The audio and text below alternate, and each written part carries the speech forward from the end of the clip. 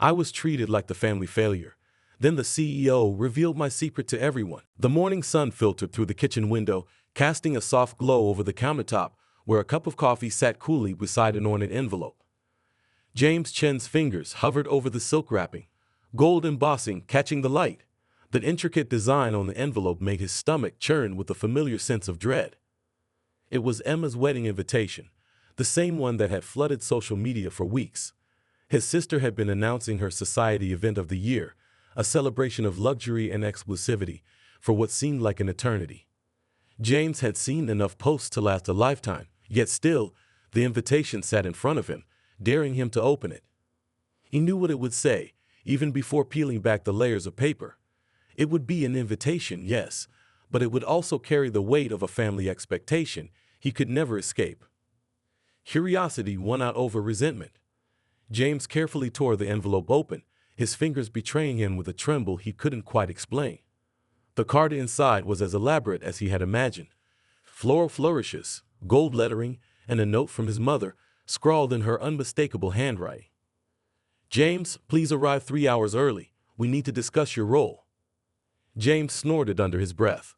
The word role was laughable, he thought, as if he were some actor in their drama of power and status.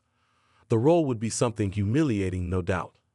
Still, despite the bitterness swirling in his stomach, James felt an odd tug of curiosity. Maybe, just maybe, this time they'd surprise him. Maybe they would finally show an ounce of the respect he deserved. But deep down, he knew better. The circular driveway of his parents' mansion loomed ahead, a symbol of everything James had turned his back on.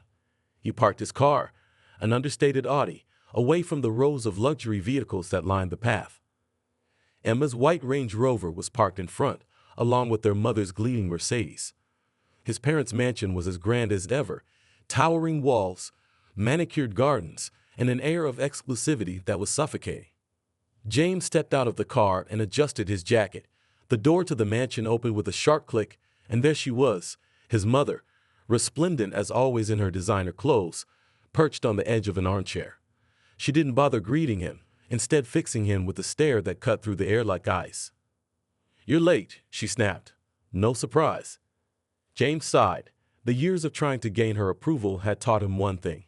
It was never going to happen. Still, he had to play the part, for now. "Good morning to you too, Mom," he replied, his voice tight with the restraint he mastered over the years.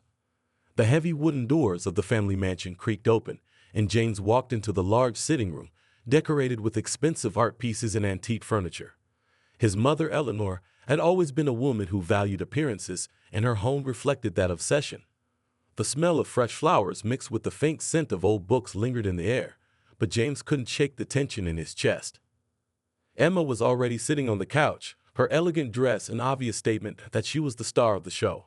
Her blonde hair was perfectly styled, not a strand out of place, and her smile, though welcoming, held an undercurrent of calculation. She was always the golden child, the one who followed the script their parents had set for her life. James, on the other hand, had never been able to play along. "James," Eleanor said curtly, not even looking up from her phone. "Take a seat." James hesitated for a moment before lowering himself into the plush armchair beside his sister. The room was eerily quiet for a family gathering. There were no warm greetings, no exchange of pleasantries. Instead, it was as if the air itself was thick with unsaid words, waiting to be spoken. Emma set down her glass of champagne, looking at him with the practiced look of someone trying to hide the satisfaction of seeing him in a vulnerable position. "You've been receiving some attention lately, haven't you?" she began, her voice laced with a mixture of curiosity and mockery. "Tech startup, Silicon Valley, a big deal, right?" James' jaw tightened. He could feel the anger rising inside him. The way Emma spoke, so detached and condescending, like she was testing him, made it clear she still didn't take him seriously. Still, he kept his composure. "I'm doing well," he said, his voice measured, "but I'm not here to talk about business." "Of course you aren't," Emma replied with a slight smirk, her eyes flicking briefly to their mother, who had finally put her phone down. Eleanor's gaze finally shifted from her device, her sharp eyes meeting James with a coldness that sent a shiver down his spine. "James, your sister's wedding is important. The family expects you to contribute to it," she said, her tone devoid of warmth. "We've decided you'll be helping with catering. You'll work alongside the staff. You might find it humbling. James felt his heart drop. It was as if his mother had reached into his chest and squeezed the breath from him. He could almost hear the unsaid words. This is where you belong. This is your place in our world. For a moment, the room seemed to spin, and James had to swallow back the bitterness rising in his throat.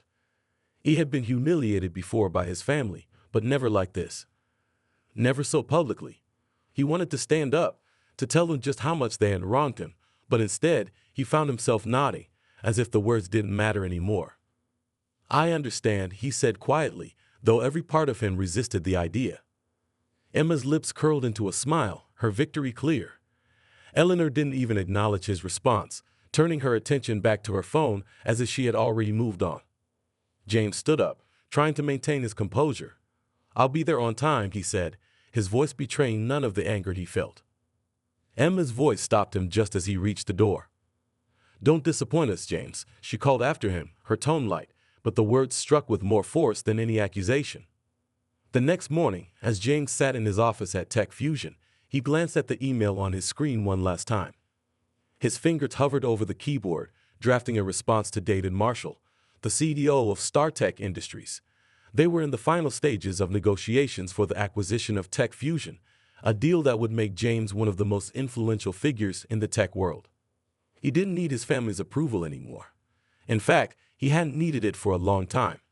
They had never understood what he did, how he worked tirelessly to build a company from the ground up.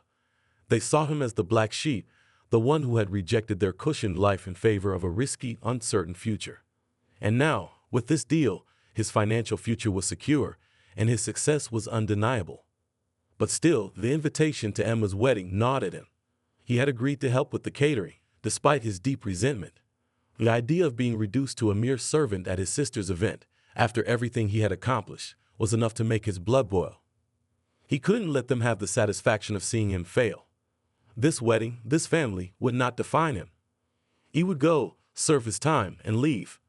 But as he sat back in his chair, looking at the email from David Marshall once more, he realized something.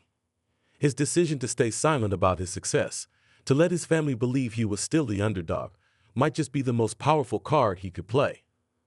And when the time was right, he would show them. He would show them all. The day of the wedding arrived with an air of surrealism that James hadn't anticipated. The venue, a sprawling estate on the outskirts of the city, was transformed into a dazzling display of wealth. Crystal chandeliers hung from the ceilings, reflecting the soft glow of the candles below. The guests, impeccably dressed in tuxedos and evening gowns, mingled and laughed, their voices carrying across the manicured gardens. James walked through the service entrance, trying to keep his head down and avoid being noticed. He had been assigned to serve drinks, a menial task that felt like a slap in the face after all the hard work he had put into building his company. As he made his way into the grand hall, he saw his family, his mother and father, standing proudly at the center of the room, greeting guests with the practiced smiles of people who had perfected the art of social climbing. Emma was the star of the event, of course, her flawless dress shimmering under the chandeliers as she greeted her guests with a dazzling smile. James couldn't help but feel like an intruder. He had never belonged here, in this world of wealth and status, and he wasn't sure if he ever wanted to. But then something unexpected happened. As he was carrying a tray of champagne flutes, he heard a voice behind him. James Chen. He turned around to find a tall, well-dressed man standing in front of him, his eyes wide with recognition. The man extended his hand, his expression one of surprise.